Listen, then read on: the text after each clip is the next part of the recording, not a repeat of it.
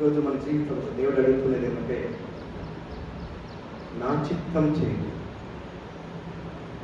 నా సన్నిధిలో నేను ఇచ్చిన టయానికి లేదు, నేను ఇచ్చిన సమయం ఇది 3 నెలల ఆఖరులుగా ప్రార్థన చేస్తున్నాం. మేము వనపర్తిలో ప్రార్థన పెట్టాలి ప్రభావ 12 అవర్లు మీకు సమయం దొరకలేదు. ఒక్కరోజు మేము రాలేదు. ఇక్కడ అయ్యగారు చెప్పినాం కదా, జనవరి నుండి మేము ప్రార్థన చేస్తున్నాం. 7 నెలలు ప్రార్థన చేసి ఇక్కడ వచ్చినాం. ఒక్కరోజు 2 రోజులు కాదు, 7 నెలలుగా ఇన్ఫర్మేషన్ నియర్లీ 1 మంత్గా చెప్తున్నాం. 1 మంత్ పైన ఇచ్చినాం. ఈ సెంటర్ నంబర్ తీసుకొని మనం ఇలా పే పెడతామని వాళ్ళు కూడా అందరికీ చెప్తున్నారు.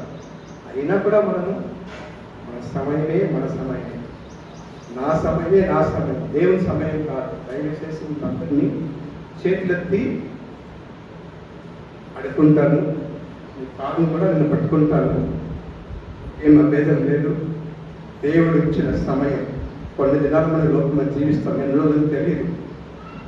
ఒకే ఒక జీవితం చాలా త్వరగా వెళ్ళిపోతా ఉన్నారు.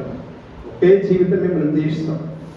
కాబట్టి మనకి ఇచ్చిన సమయాన్ని, దేవుడిచ్చిన తాళాలు, దేవుడిచ్చిన ఈ పనిని దేవుని చిత్తంగా, దేవుని సిద్ధంగా మనము దేవునికి ఇష్టముగా మన పని చేసి ఒకరోజు వెళ్ళాలి.